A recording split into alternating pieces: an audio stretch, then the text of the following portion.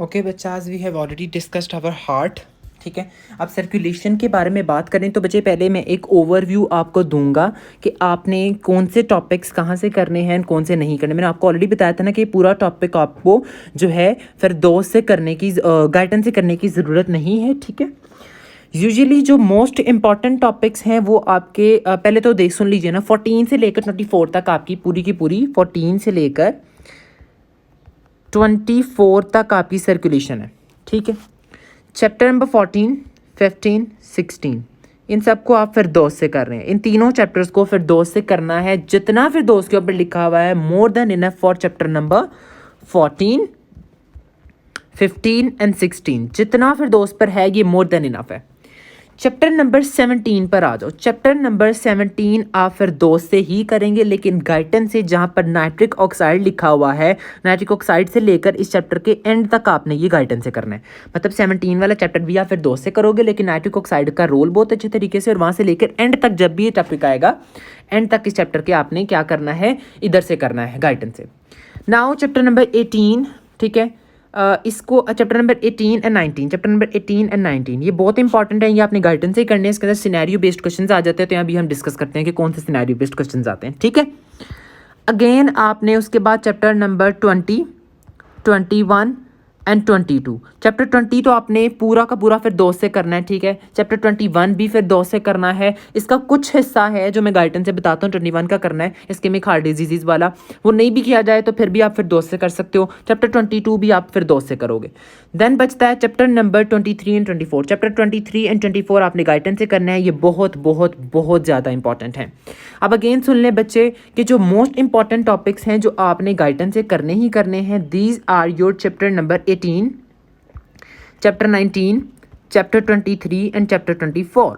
ठीक है, 17 का नाइट्रिक ऑक्साइड से लेके एंड तक आपने करना है, जो कि गाइडेंस से करना है बस। बाकी पूरी सर्कुलेशन आप फिर दोस्त से कर सकते हो। These are more than enough for your जो है भाई चीज़ें। ठीक है, इसके अलावा सर्कुलेशन पे ज़्यादा आपने सर खपाई नहीं करनी है। That's all. Moving on to your circulation, मैं चैप्टर 17 से स्टार्ट करूँगा। पेट चैप्टर 14 से स्टार्ट करने लगूँ। 14 से लेके हम ऑनवर्ड जाते चले जाएंगे। ठीक है, जो आपका चैप्टर नंबर 14 है, चैप्टर 14 को आपने फुल ऑन इसको अच्छे तरीके से रीड देनी है। सर्कुलेशन पे जितना आपको लिखा होगा, यहाँ पर पूरा इसने एक ओवरव्यू दिया है। सिस्टेमिक एंड पल्मोनरी सर्कुलेशन में डिफरेंस दिया हुआ है। राइट हार्ट लेफ्ट हार्ट क्या है ये बताया हुआ है। फंक्शंस ऑफ दी सर्कुलेशन बताए हुए हैं। Then pressure changes in different part of the circulation, ये एमसीक्यू के लिए इंपॉर्टेंट है, इसको देख लेना है। Systemic circulation, pressure in the systemic circuit. Overall इस चैप्टर को पूरा अच्छे तरीके से रीड करते चले जाना है। यहाँ पर आपको एक लॉ मिलता है, that is known as Poiseuille's law. ठीक है, इसको आपने करना है। I am very bad at pronunciation sometime, तो इसको प्लीज़ इग्नोर कीजिएगा मेरे को।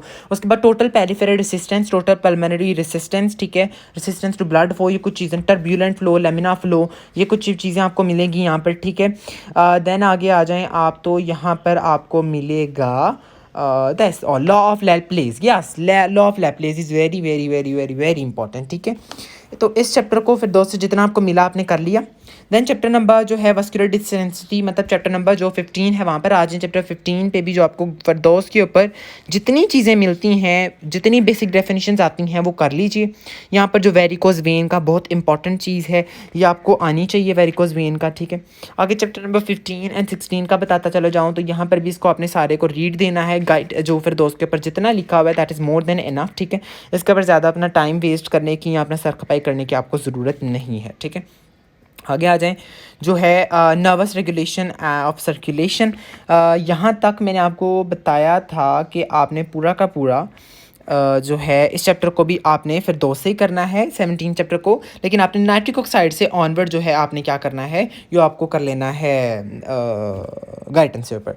नाइट्रिक ऑक्साइड का जो रोल है बच्चे, अक्सर नाइट्रिक ऑक्साइड का जो रोल है वो आपको वाइवाज में और एससीक्यूज में आता है। एमसीक्यू में अक्सर पूछा जाता है कि भाई फिलहाल, और इससे एसोसिएटेड इरेक्टाइल डिसफंक्शन कैसे होती है, ये आपको आनी चाहिए। ठीक है, जो बेसिक वेजोडाइलेटर्स कौन से हैं, बेसिक वेजो कंस्ट्रिक्टर्स कौन से हैं। ठीक है, तो नर्वस रेगुलेशन ऑफ सर्कुलेशन से ऊपर ऊपर तक हम सारा का सारा इस टॉपिक को डिस्कस कर चुके, जो कि आपने गाइडेंस से फिरदौस से करनी थी। ठीक है, नाउ आ जाएं जो अब आपका आ जाता है arterial pressure and it's regulation. मतलब जो चैप्टर नंबर 17 है उसका मैंने क्या बताया था कि आपने नाइट्रिक ऑक्साइड से पहले पहले तक आपने इसको कर लेना है, लेकिन बाकी गाइडेंस फिरदौस से करना है, लेकिन नाइट्रिक ऑक्साइड से एंड तक आपने क्या करना है, इसको गाइडेंस से कर लेना है। ठीक है, चैप्टर 18 पर आ जाए। चैप्टर 18 को पहले स्टार्टिंग में वही चीज़, अब गाइडेंस पे बात कर रहे हैं हम। गाइडेंस में वही लिखा है, sympathetic control of heart, parasympathetic control कैसे होता है ये आना चाहिए। आगे आ जाएँ तो वेजोमोटर सेंटर कौन सा है, ये इसकी डेफिनेशन आनी चाहिए। आगे आ जाएँ तो इसको सारे के सारे को रीड देते हैं, दैट्स ऑल।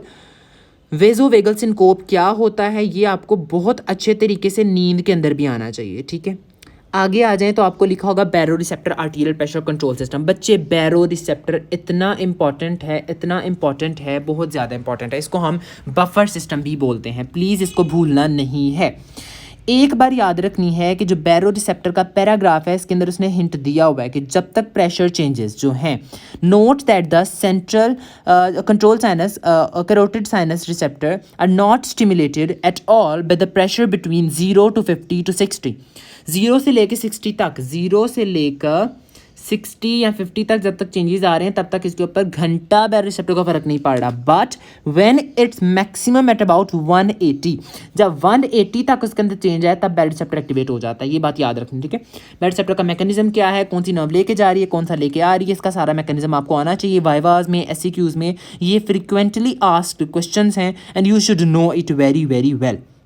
आगे आ जाएं तो आपको फिर फर्दर इसके अंदर ना कुछ और मैकेनिज्म आपको मिलेंगे जिसके अंदर ना बैरो रिसेप्टर्स के आगे आपको मिलेंगे रिफ्लेक्सेस जो हैं। एक तो बैरो रिसेप्टर वाला रिफ्लेक्स आना चाहिए, देन कीमो रिसेप्टर रिफ्लेक्स क्या है, कैरोटिड साइनस सिंड्रोम क्या होता है, फिर आगे ब्रेन ब्रिज रिफ्लेक्स क्या है, सीनस इस्केमिक रिस्पॉन्स क्या है, कुशिंग रिएक्शन क्या है, एब्डोमिनल कंप्रेशन रिएक्शन क्या है। ये सारी की सारी चीज़ें गाइडन के ऊपर लिखी हुई हैं और इनको बहुत अच्छे तरीके से आपने करना है। ठीक है बच्चे, अब कुछ जो है मैं आपको हिंट देता हूँ कि सबसे ज़्यादा रैपिडली सबसे पहले एक्टिवेट कौन सी चीज़ होती है, मतलब कि सबसे पहले एक्टिवेट होने वाला मैकेनिज्म कौन सा है।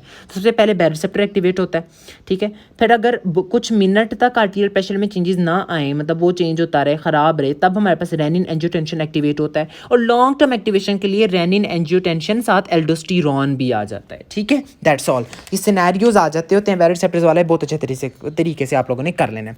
देन चैप्टर नंबर 19 बच्चे, chapter 19 is very very important. इसके अंदर रेनिन एंजियोटेंशन वाला टॉपिक इज़ वेरी इंपॉर्टेंट, इसको आपने बहुत अच्छे तरीके से हिफ्ज़ करना है। ठीक है, रेनिन एंजियोटेंशन के बारे में वो बार बार सवाल आता है, वो पूछता है कि एक एक्सीडेंट हुआ था, उसके अंदर यूं वगैरह वगैरह थोड़ी सी लंबी छोटी कहानियाँ छोड़ेगा एंड लेटर ऑन वो आपसे पूछना वही चाह रहा होगा कि भाई हमें बताएं कि जो है रेनिन एंजियोटेंशन कैसे उसको मेंटेन कर रहा है आर्टीरियल प्रेशर को। देन बच्चे जो है ना हाइपर टेंशन का डिटेल में लिखा हुआ है चैप्टर 19 के अंदर गाइडेंस के ऊपर, इसको पढ़ लीजिएगा। हाइपर टेंशन को आज तक प्रॉफ में तो नहीं आई, OHS नहीं देती इसको, MCQs में भी नहीं ना उसने पूछा, ना कभी SCQs में आया है, लेकिन ये बड़ा कॉमन हमारे पास इर्द गिर्द हर बंदे को तो हाइपर टेंशन है आजकल, तो ये पूछा जा सकता है। इसको बहुत अच्छे तरीके से करना है, इसकी टाइप्स, इसके सिनेरियोज, ये आपको अच्छे तरीके से जो है ना हाइपर टेंशन की चीज़ें आ जानी चाहिए। इनको आपने इग्नोर नहीं कर देना कि भाई अगर पास्ट पेपर्स में नहीं आया तो हम इसको इग्नोर कर देते हैं, प्लीज़ इसको इग्नोर नहीं करना।